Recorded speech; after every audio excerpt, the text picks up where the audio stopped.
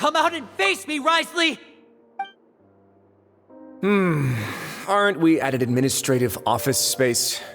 Why don't you at least try to follow even a couple rules from the fortress's indoor management regulations? What did you do to my sister? I ran into the young miss at the infirmary. I'd heard that she was suffering from quite the migraine, so I decided to invite her over for a cup of tea. I do have some teas in my collection that can work wonders against such an illness. Stop joking around!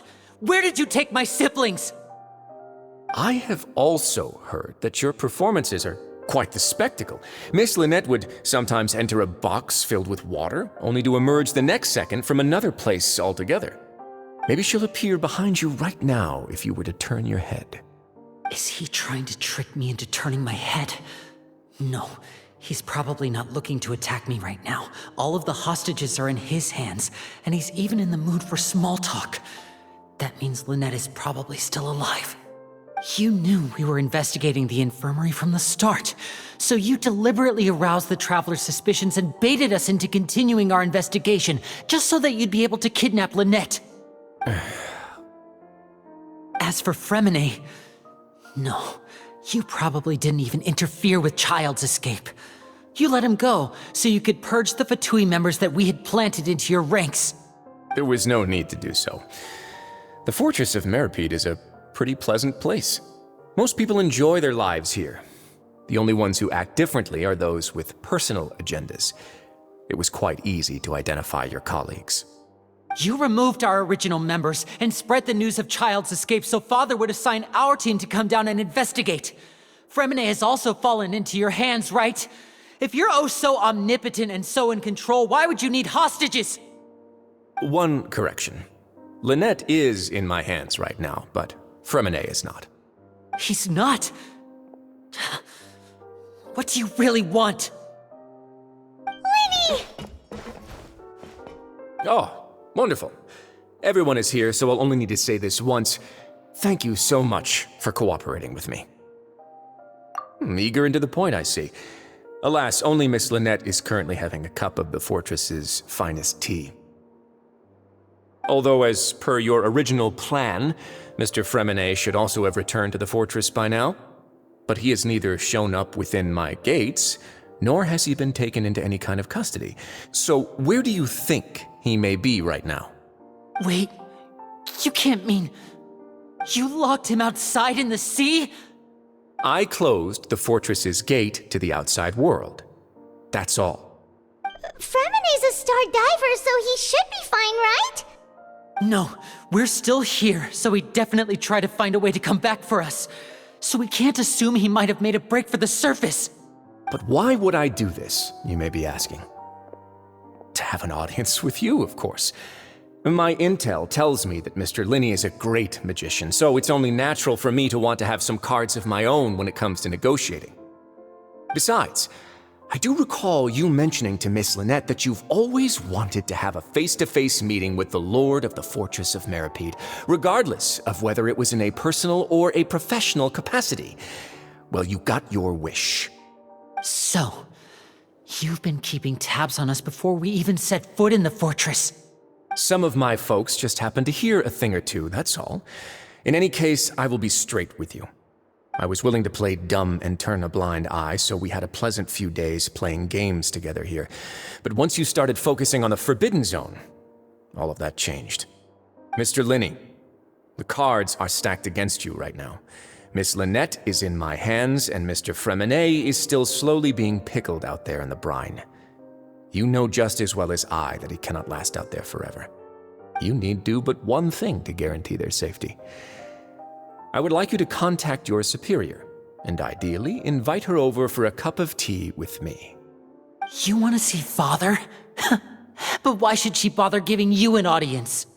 Well, if she cares for the well-being of her dearest children, she should have plenty of motivation to join me for a parents' evening.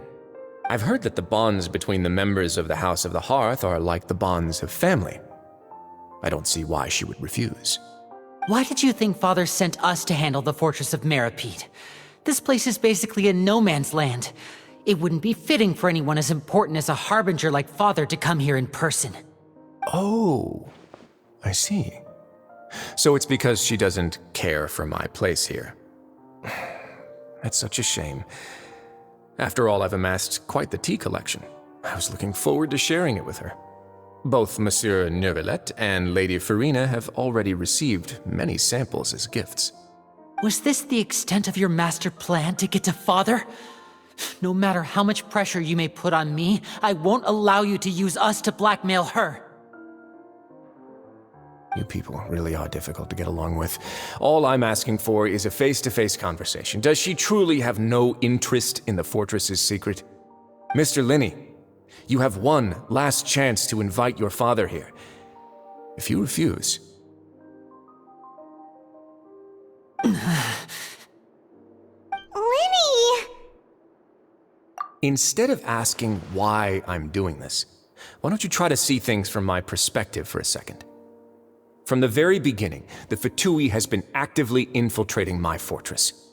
I gave you a warning by cutting off the first few operatives I found, but that only caused you to double down. Had you given up on the fortress then and there, I'd have no reason to want to talk. Mr. Fremenet left the fortress on his own, and Miss Lynette tried to pry out my secrets right in front of me. No matter how you look at it, the responsibility for this falls on you. I shouldn't ask Father to do anything because of us.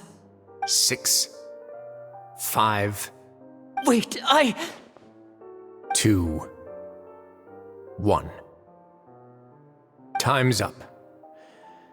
It really is a shame, Mr. Lyney. Wriothesley!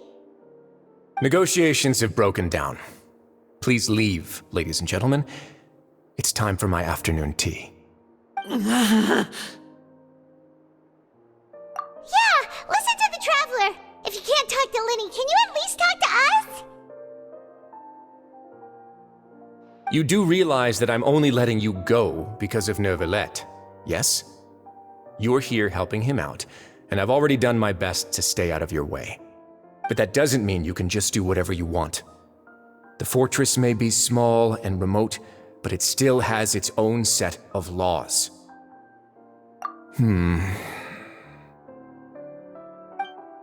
Then how about this?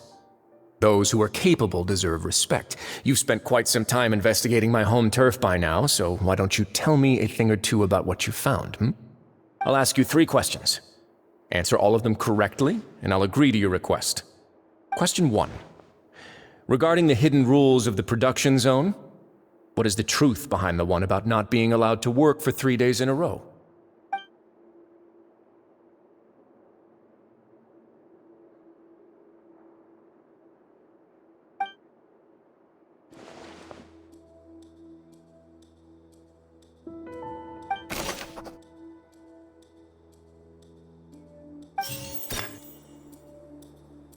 I've been told that the infirmary is always empty for the half hour just before lunch. But what could Sijuin be doing during that time? The Fonta promoter has been struggling because he doesn't recognize the real value of coupons. Meanwhile, the Duke believes that only it... We often see Miss Sijuin observing the prisoners at work near the production zone. It seems like she can perceive the general state of a person's health just by looking at them.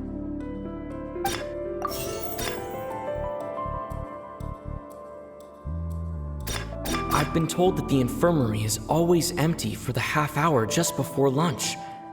But what could Sijuin be doing during that time? Fonta's internal report, the research notes said that the Melusine race perceives the world very differently from humans. As a result, the Melusines have also developed a sense of aesthetics that appears rather strange and alien to humans.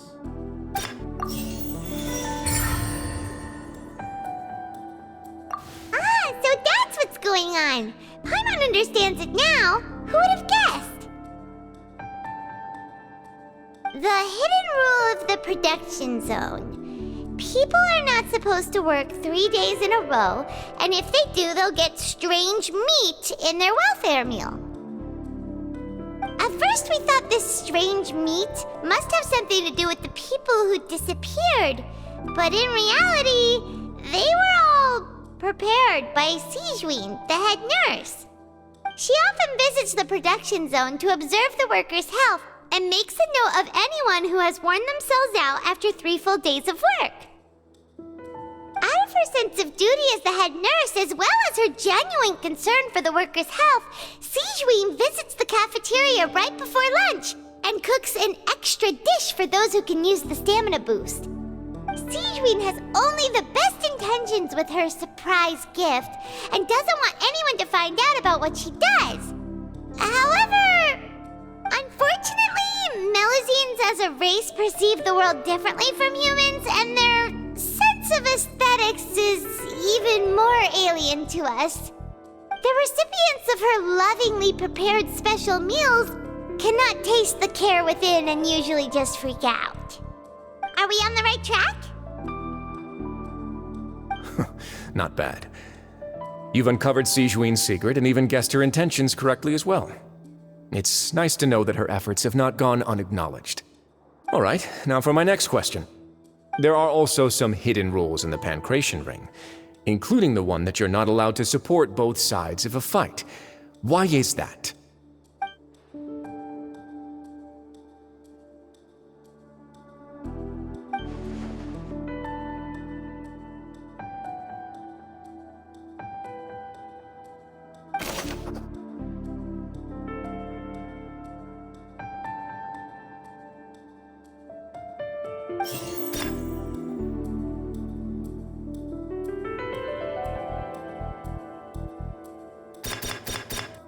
According to Collins, the Pancration tournament only took place because the Fanta company sponsored it. The company must want a return on their investment as well.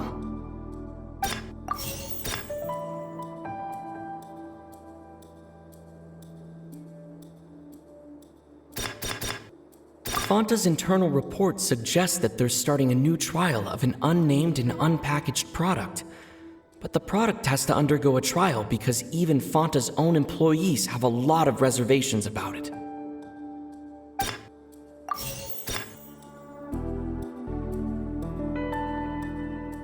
The Fanta promoter has been struggling because he doesn't recognize the real value of coupons. Meanwhile, the Duke believes that only idiots who don't understand the value of coupons will spend them on Fanta.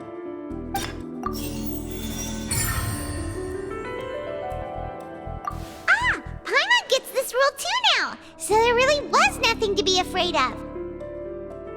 That hidden rule of the Pancration Ring is about how, people are not supposed to bet on both boxers at the same time. And if they do, they'll receive a package containing a strange, blood-colored liquid.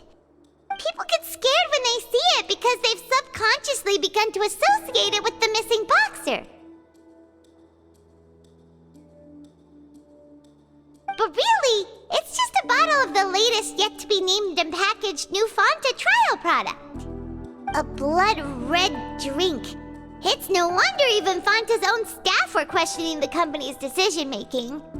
The company, facing backlash from its own staff, decided to try to trial the product on a smaller scale to see how it might be received by customers. They came to the fortress of Meropide and offered to sponsor the Pancration tournament so they could push their new product. But the Duke completely refused to even entertain the idea. The Duke, knowing how valuable coupons are in the fortress, knew that only total idiots who didn't understand their true value would bother buying a Fanta product here. And so, only those who proved their stupidity by being dumb enough to bet on 2 opposing sides of the same match were selected to receive the drinks. I acknowledge the effort you've put into bringing the truth of this mystery to light. Although, based on your description, that Fanta promoter is a bit too careless with his words, I may just reconsider my collaboration with the company. All right, and here's the final question. What's the secret behind our head nurse and all of her patients in the infirmary?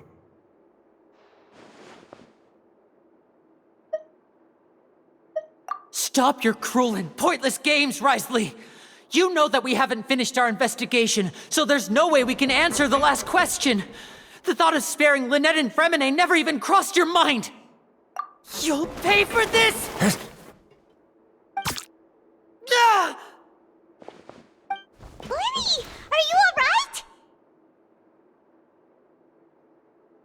Oh, close one.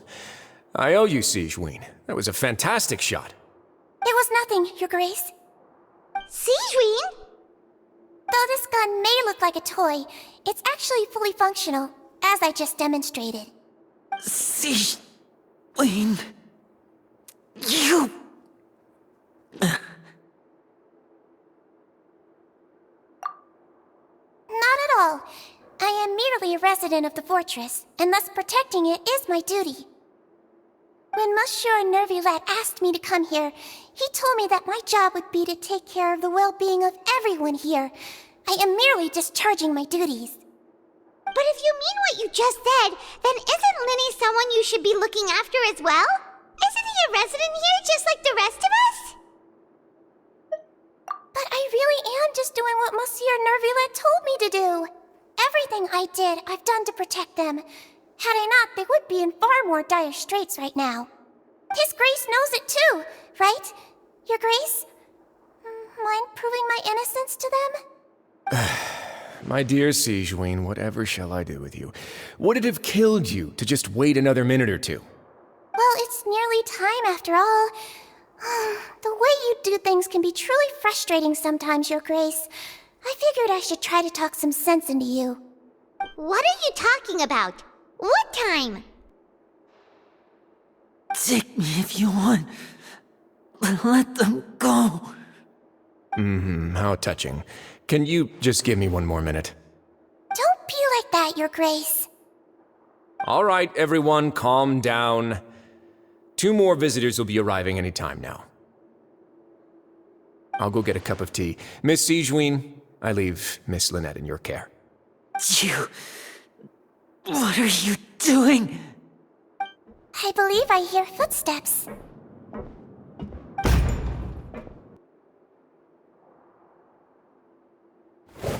Some space, please. Ah, Miss Clarande. My door. Fremine... Fremine... What's going on? What is Clarande doing here? Work. I'm sorry about shooting you, Mr. Lyney. The tranquilizing effect will begin to wear off soon. Please take it easy in the meantime, though. What happened to Fremine? Wasn't he diving just outside of the fortress? Why is he looking like this?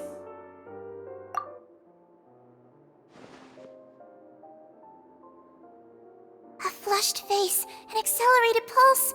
He must have consumed primordial seawater. What did you say? Please, make some space. I'll need to give Mr. Fremine a more thorough checkup. Your Grace, I'll leave the rest to you. I'll talk to Clarande while you get Fremine to where he needs to be. Everything else can wait.